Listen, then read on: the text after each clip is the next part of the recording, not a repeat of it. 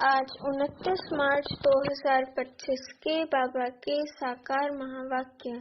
बाबा कहते, मीठे बच्चे, तुम्हें ज्ञान से अच्छी जागृति आई है। तुम अपने 84 जन्मों को निराकार और साकार बाप को जानते हो। तुम्हारा भटकना बंद हुआ। प्रश्न है, ईश्वर की गतमत न्यारी क्यों गाई हुई है?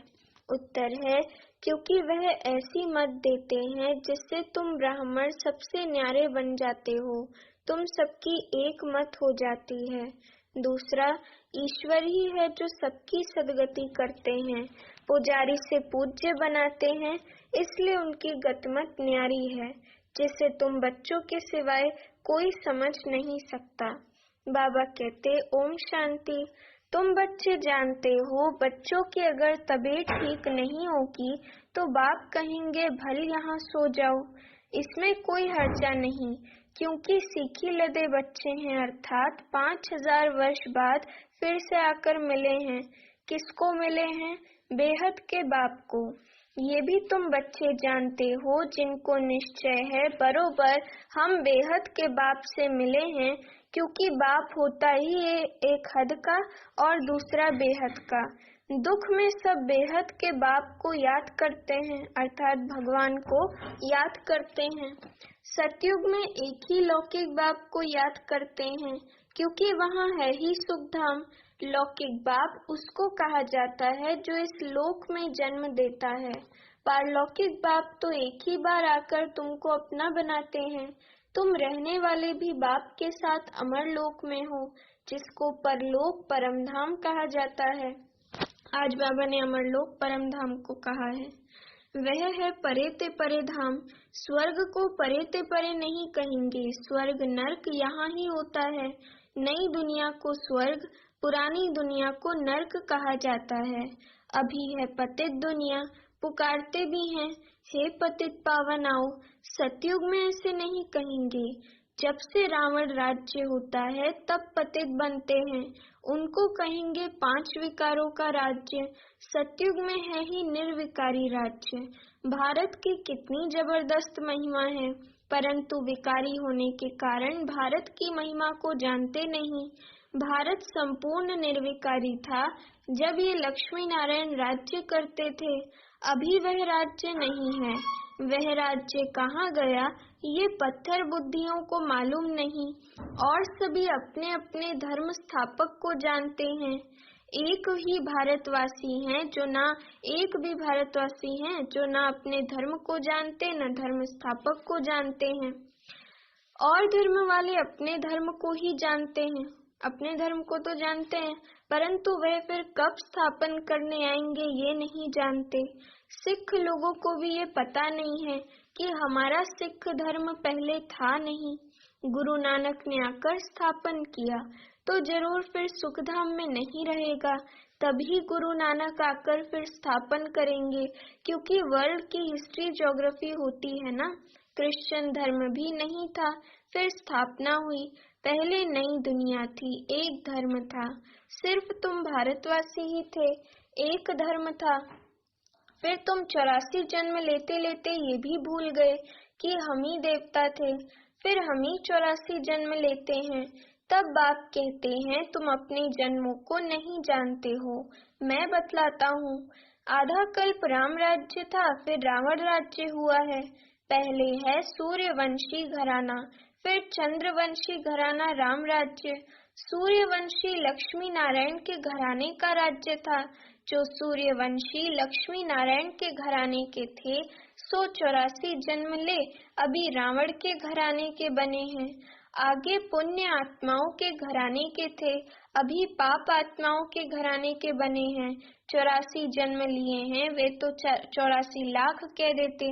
अभी 84 लाख का कौन बैठ विचार करेंगे, इसलिए कोई का विचार चलता ही नहीं। अभी तुमको बाप ने समझाया है, तुम बाप के आगे बैठे हो। निराकार बाप और साकार बाप दोनों ही भारत में नामी ग्रामी हैं, गाते भी हैं, परंतु बाप को जानते नहीं हैं। अज्ञान नींद में सोए पड़े हैं, ज्ञान से जागृति होती है। रोशनी से मनुष्य कभी धक्का नहीं खाते, अंधियारे में धक्के खाते रहते। भारतवासी पूज्य थे, अब पुजारी हैं। लक्ष्मी नारायण पूज्य थे ना, ये किसकी पूजा करेंगे? अपना चित्र बनाए अपनी पूजा तो नहीं करेंगे, ये हो नहीं सकता। तुम बच्चे जानते हो हम ही पूज्य, सो फिर कैसे पुजारी बनते हैं?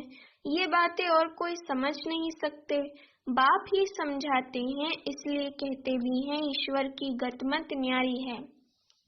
अभी तुम बच्चे जानते हो बाबा ने हमारी सारी दुनिया से गतमत न्यारी कर दी है। सारी दुनिया में अनेक मतांतर हैं। यहाँ तुम ब्राह्मणों की है एक मत, ईश्वर की मत और गत अर्थात सदगति। सदगति दाता एक ही बाप है, शिव बाबा। गाते भी हैं सर्व का सदगति दाता राम, परंतु समझते नहीं कि राम किसको कहा जाता है। कहेंगे जिधर देखो राम ही राम रहता है, इसको कहा जाता है अज्ञान अंधियारा। अंधियारे में है दुख, सोजरे में है सुख, अंधियारे में ही पुकारते हैं ना। बंदगी करना माना बाप को बुलाना, भीख मांगते हैं ना। देवताओं के मंदिर में जाकर भीख मांगना हुआ ना। सतयुग में भीख मांगने की दरकार नहीं, भिखारी को इंसॉल्वेंट कहा जाता है। सतयुग में तुम कितने सॉल्वेंट थे, उसको कहा जाता है सॉल्वेंट। अभी भारत इंसॉल्वेंट है, ये भी कोई समझते नहीं। कल्प की आयु उल्टी सुल्टी लिख देने से मनुष्यों का माथा ही फिर गया है। बाप बहुत प्यार से बैठ समझाते हैं। कल्प पहले भी बच्चों को समझाया था, मुझ पतित पावन बाप को याद करो तो तुम पावन बन जाएंगे। पतित कैसे बने हो? विकारों की खाद पड़ी है, सब मनुष्य जंक खाए हुए हैं। अब वे जंक कैसे निकले? मुझे याद करो। देह अभिमान छोड़ देही अभिमानी बनो, अपने को आत्मा समझो। पहले तुम हो आत्मा, फिर शरीर लेते हो। आत्मा तो अमर है, शरीर मृत्यु को पाता है। सतयुग को कहा जाता है अमर लोक, कलयुग को कहा जाता है मृत्यु लोक। दुनिया में ये कोई भी नहीं जानते कि अमर लोक था फिर मृत्यु लोक कैसे बना। अमर लोक अर्थात अकाले मृत्यु नहीं होती, वहाँ आयु भी बड़ी रहती है। वह है ही पवित्र दुनिया। तुम राज ऋषि हो, ऋषि पवित्र को कहा जाता है। तुमको पवित्र किसने बनाया? उनको बनाते हैं शंकराचार्य, तुमको बना रहे हैं शिवाचार्य। ये कोई पढ़ा हुआ नहीं है, इन द्वारा तुमको शिव बाबा आकर पढ़ाते हैं। इन द्वारा अर्थात ब्रह्मा द्वारा शिव बाबा पढ़ाते हैं। शंकराचार्य ने तो गर्भ से जन्म लिया, कोई ऊपर से अवतरित नहीं हुआ। बाप तो इनमें प्रवेश करते हैं, आते हैं जाते हैं, मालिक हैं, जिसमें चाहे उनमें जा सकते हैं। बाबा ने समझाया है, कोई का कल्याण करने अर्थ में प्रवेश कर लेता हूँ। आता तो पतित तन में ही हूँ ना, बहुतों का कल्याण करता हूँ। बच्चों को समझाया है, माया भी कम नहीं है। कभी कभी ध्यान में माया प्रवेश कर उल्टा सुल्टा बुलवाती रहती है, इसलिए बच्चों को बहुत संभाल करनी है। कईयों में जब माया प्रवेश कर लेती है तो कहते हैं मैं शिव हूँ, फलाना हूँ। माया बड़ी शैतान है। समझदार बच्चे अच्छी रीति समझ जाएंगे कि ये किसका प्रवेश है। शरीर तो उनका मुकर्रर ये है ना, शरीर तो शिव बाबा का जो मुकर्रर है वो ब्रह्मा तन है, फिर दूसरे का हम सुने ही क्यों? अगर सुनते हो तो बाबा से पूछो ये बात राइट है व नहीं, बाप झट समझा देंगे। कई ब्राह्मणियां भी इन बातों को समझ नहीं सकती कि ये क्या है। कोई में तो ऐसी प्रविष्टता होती है जो चमाट भी मार देते, गालियां भी देने लग पड़ते। अब बाप थोड़ी गाली देंगे। इन बातों को भी कई बच्चे समझ नहीं सकते। फर्स्ट क्लास बच्चे भी कहाँ कहाँ भूल जाते हैं। सब बातें पूछनी चाहिए क्योंकि बहुतों में माया प्रवेश कर लेती है, फिर ध्यान में जाकर क्या क्या बोलते रहते हैं। इसमें भी बड़ा संभालना चाहिए। बाप को पूरा समाचार देना चाहिए, फलाने में मम्मा आती है, फलाने में बाबा आते हैं। इन सब बातों को छोड़ बाप का एक ही फरमान है कि माम एकम याद करो, बाप को और सृष्टि चक्र को याद करो। रचयिता और रचना का सिमरण करने वाले की शक्ल सदैव हर्षित रहेगी। बहुत है जिनका सिमरण होता ही नहीं है। कर्म बंधन बड़ा भारी है, विवेक कहता है, जबकि बेहद का बाप मिला है कहते हैं मुझे याद करो, तो फिर क्यों ना हम याद करें। कुछ भी होता है तो बाप से पूछो, बाप समझाएंगे। कर्म भोग तो अभी रहा हुआ है ना, कर्मातीत अवस्था हो जाएगी तो फिर तुम सदैव हर्षित रहेंगे। तब तक कुछ ना कुछ होता है, ये भी जानते हो। मिरवा मौत, मलू का शिकार, विनाश होना है। तुम फरिश्ते बनते हो, बाकी थोड़े दिन इस दुनिया में हो, फिर तुम बच्चों को ये स्थूल वतन भासेगा नहीं, सूक्ष्म वतन और मूल वतन भासेगा। सूक्ष्म वतन वासियों को कहा जाता है फरिश्ते।